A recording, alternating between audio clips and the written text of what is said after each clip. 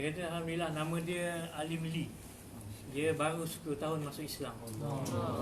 Dan umur dia 31 tahun. Jadi dia duduk di Pontian, Johor. Jadi dia belajar di Politeknik, dia kata. Di Politeknik Pasir Gudang. Jadi dia kata kawan dia datang jumpa dia dan dakwah dia.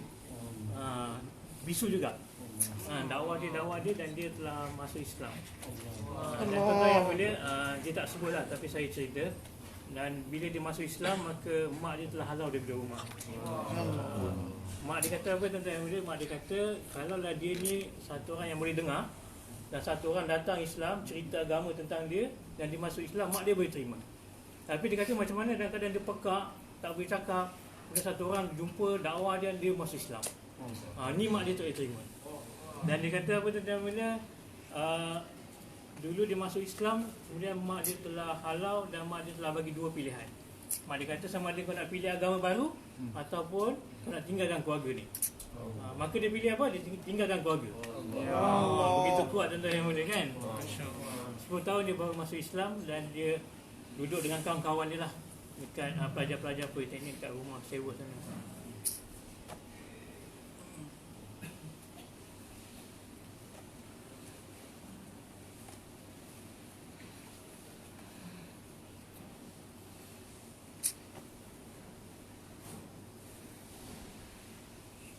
Dia sedang cerita tentang kebesaran Allah SWT. Abang pakai. Abang je pakai.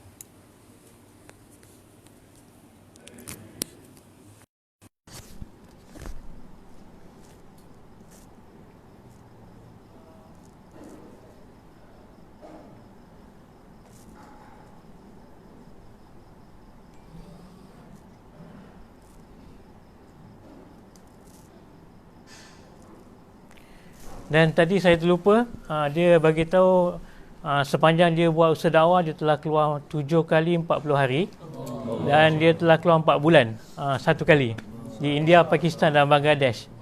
Pada tahun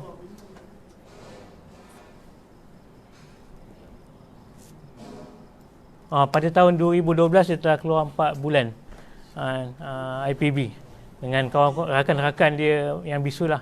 Jadi dia cerita tuan-tuan yang mulia, dia tak berapa sihat, tadi dia muntah-muntah. Dia telah cerita dakwah. Dia kata Allah SWT Maha Pencipta. Allah SWT cipta haiwan yang terbang di udara. Allah SWT cipta haiwan yang berada di lautan. Allah SWT cipta manusia. Bulan yang timbul menggantikan matahari, siang berganti malam, malam berganti siang.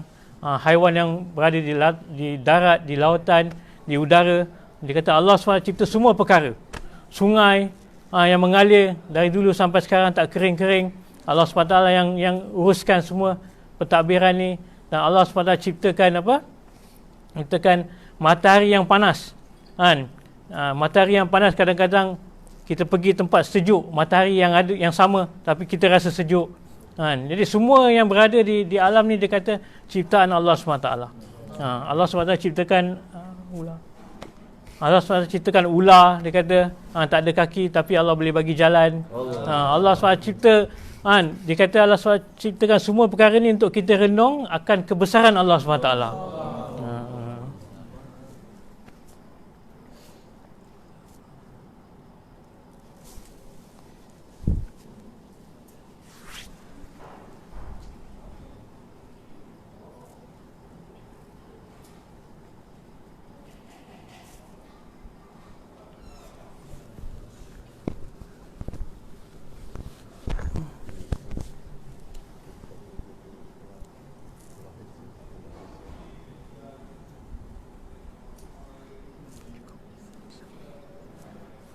Jadi dia cerita tentang mulia dekat Terengganu.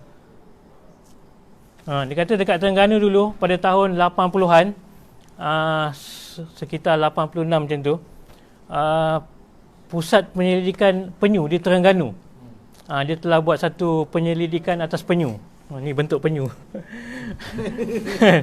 Dia cerita tadi kan. Jadi dia kata bila bulan 8 penyu akan datang ke pantai Rantau Abang untuk bertelur.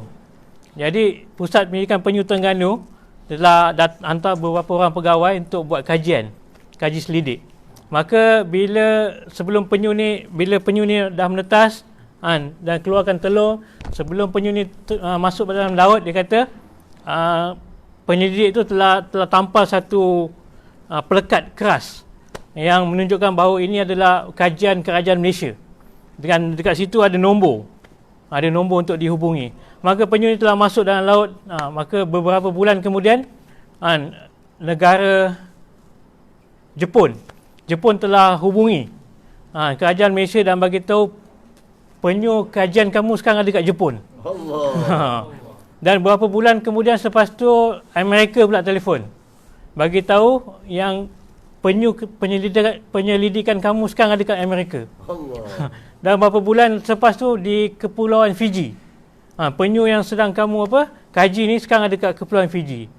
Maka tuan-tuan bila cukup bulan, cukup setahun, pada bulan 8, maka penyu yang tadi ni telah datang ke Malaysia balik, ke Terengganu dan untuk bertelur balik. Allahu Akbar kan.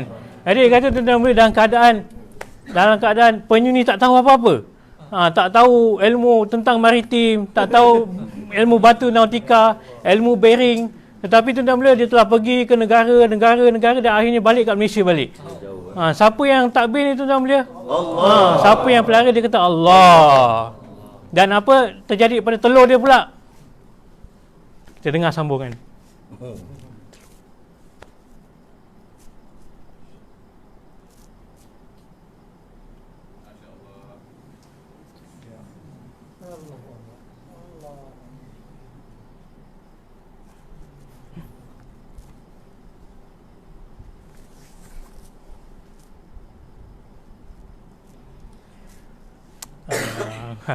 Dan dia kata tuan-tuan bila telur ni cukup masa dia akan akan menetas. Maka bila dia menetas dia terus naik ke atas. Mana dia tahu atas tuan-tuan bila? Kenapa dia kata kenapa tak pergi ke kiri, ke kanan, ke bawah, ke tepi, ke belakang? Maka dia terus naik atas. Bila sampai dia ke atas ni, anak penyu yang dah menetas ni terus berlari nak masuk dalam laut. Satu ekor anak penyu yang tak pernah lahir terus nak terjun dalam laut.